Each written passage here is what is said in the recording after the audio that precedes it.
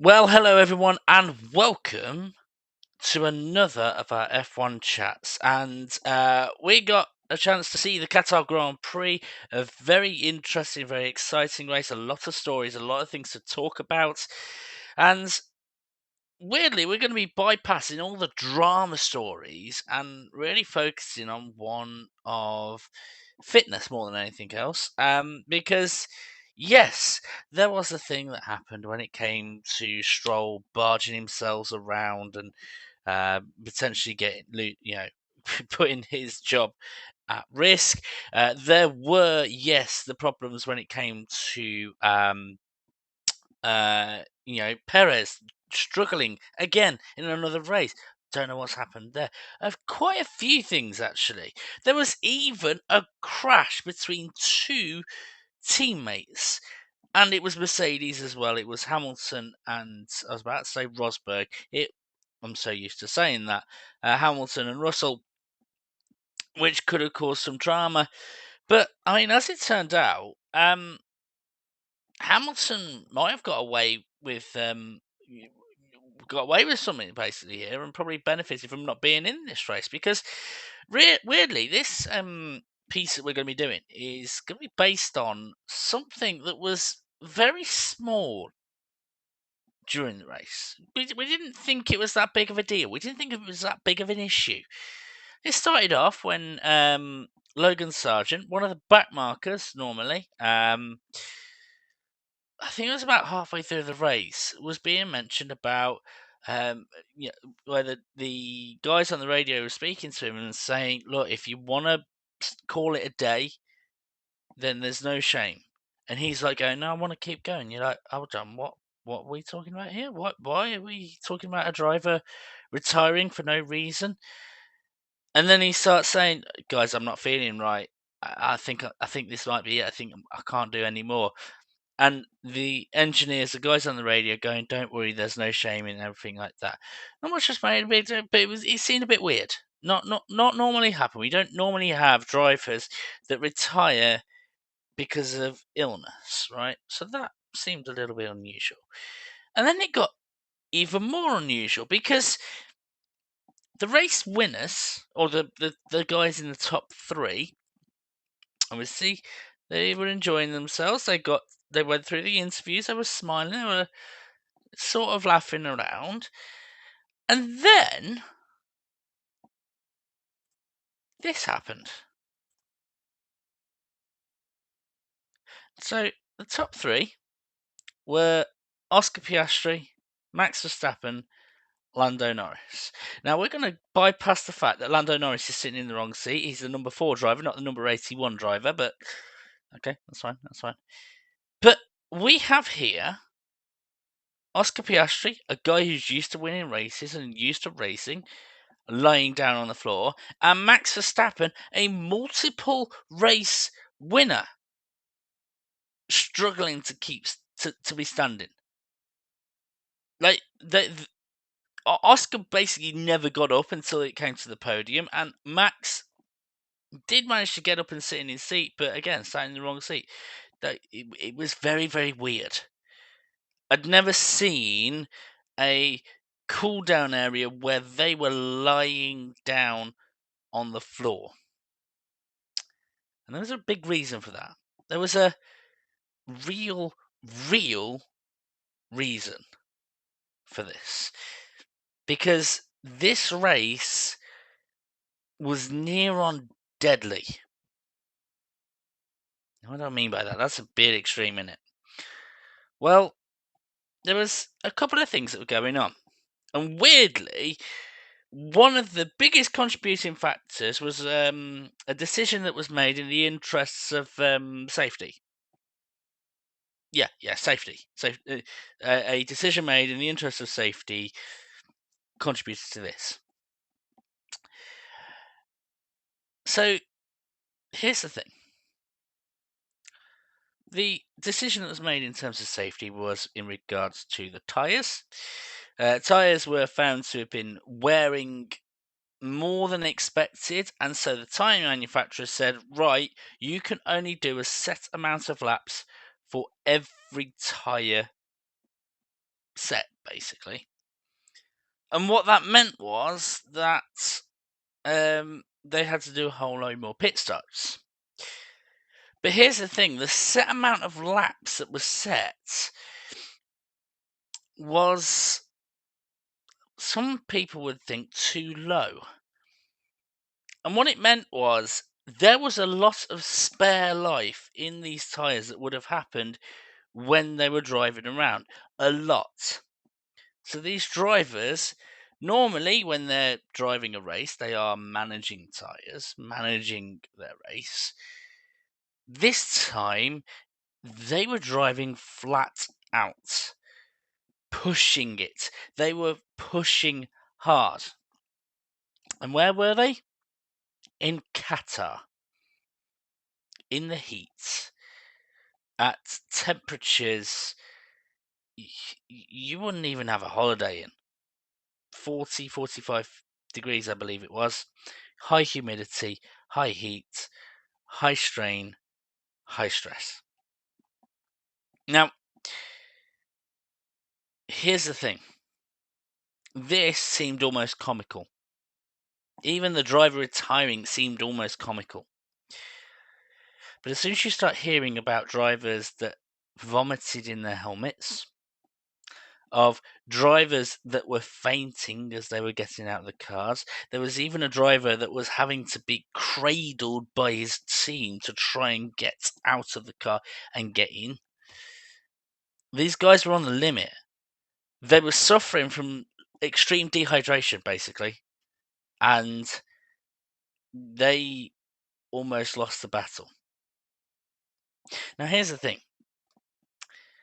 In any other sports, particularly like self sports, like running, where it is just you fainting or collapsing, you are putting your life in danger, but not too much. How about you driving a car at 200 miles an hour and you lose consciousness? Well, firstly, that's pretty much fatal. And secondly, probably not just fatal for you, but fatal for a heck of a lot of other people, whether that be people in the grandstands or other drivers on the track. It was dangerous. When you have drivers who enjoy racing saying that was the physical limit, that's normally an indication that actually it was too far. And again, there's backup for this. So one of the things that I looked at when I was looking into this sort of thing was something that they did an interview F1 did with someone who's a doctor who trains with drivers. He's been a trainer to Carlos Sainz and does a lot of training for F1. And I want you guys just to, these are not my words, this is a guy called Sam Village. I'm going to sort of, do you know what? I'm just going to read the whole thing out and get you guys to really get a handle on the situation that we were dealing with here. So he mentioned this. With the fainting, the heat causes low blood pressure because your blood vessels open up. So there could be a little bit of blood pooling, which is just down to gravity. Could all be right in the bottom of themselves because it's not like they're running along or cycling. In a sense, them sitting in a cockpit means that the blood was being drained and the most amount of pressure was in the core, not in the brain, and actually not even around the heart, in a sense. And then the vomiting and nausea, that can be caused by a lack of blood in the digestive system. So whatever's left in the stomach, there's no blood in the stomach to help digest the food that is left there. So it just starts cramping up and wants to get rid of the food because all the blood has gone into your skin to help you cool down. I mean, so basically the heat is causing the blood to hit the skin because it needs to cool down, and so it's coming away from vital organs like the stomach. Okay? So when the drivers are going through the corners, again talking about the doctor, from the doctor's point of view, when they go through these corners, they tense and ultimately hold their breath a little bit. So their breathing rate is the same as when they're asleep, at rest, but their heart rate is between 150 and 180 beats per minute. So there's an element of hypoxia in the brain as well, potentially. That's also a challenge. So imagine your breathing rate while you're resting, slowly breathing rate, but your heart is doing this. You end up having this challenge. That's what he's talking about, that you almost are losing oxygen in the brain because of it, because you basically are tensing up your breathing systems. And when it came to the challenge, this is what he mentioned. And he does endurance. So this guy trains for endurance sports and all that sort of thing. So marathons, all that sort of thing. He said this sport is unique. And it's also really unique in the sense that we don't really know enough about what is happening in that cockpit as well. Because there are several little initiatives going on about getting some more human performance data. But we've still not got it all when it comes to temperature, heart rates, breathing rates, and all the forces that are put on the body. So there's a couple of things that almost stand out for me on this. That this is a unique sport. It is. It's a sport we don't know anything about. And some people might some people, even in our community, and it's an understandable conclusion to make, to say that it's inhumane. And yes, it is, to a certain extent. But it's a bit different to almost being inhumane. It's experimental. And it's an experiment that everyone's in it together. The drivers are in it. The teams are in it. No one really knows. Even in terms of this is not the first Qatar Grand Prix that's happened. The last one that happened was actually in the winter months. By the way, starting to see why sports events happen in winter in Qatar. But it's not like the drivers didn't volunteer for this. It's just no one knew exactly how bad it was going to be. And it is a challenge. Now, what can they do going forward? Well, there's a couple of things that even this doctor mentioned about, the fact of they have ice packs for the drivers. They even look into doing. I don't know if you know about this. They have menthol drinks, and the whole idea of menthol drinks and mint drinks is the fact that when you drink it, it feels cold to the taste, even if it isn't, and that tricks the brain into going, right, I can relax a little bit more now, less heat blood going through. A little bit of a challenge. But other things that go on. These drivers have always been described as athletes. And sometimes people go, hold on, why are they athletes? Well, this has proven it. These guys are dealing with air pressures, G forces, heat, all that sort of thing, right? And to be fair, it's something that is a challenge, something that would be a difficulty for anyone. These guys are hitting new limits when it comes to sports because no one really knows the limit. This was a blooming experiment when they first did it in the 1950s. And it has continued to be an experiment, whether it's down to the spoilers, the specialized aerodynamics, all these sort of things. Everything is an experiment. In a weird way, this is showing the limits of the machine. This is showing the limits of the human body. And quite frankly, that is the biggest takeaway point, because they can argue the toss about, the politics and the heat and all that sort of thing, and right to do so.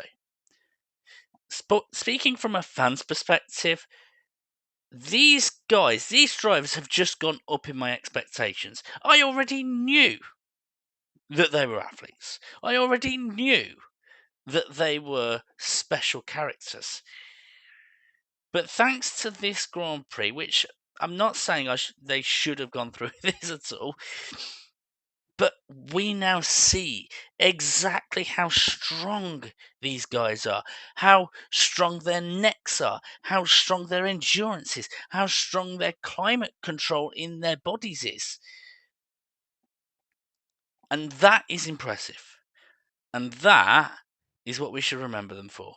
Not the drama, not the extreme things, but the fact that these are 20 extreme athletes and they are doing incredible.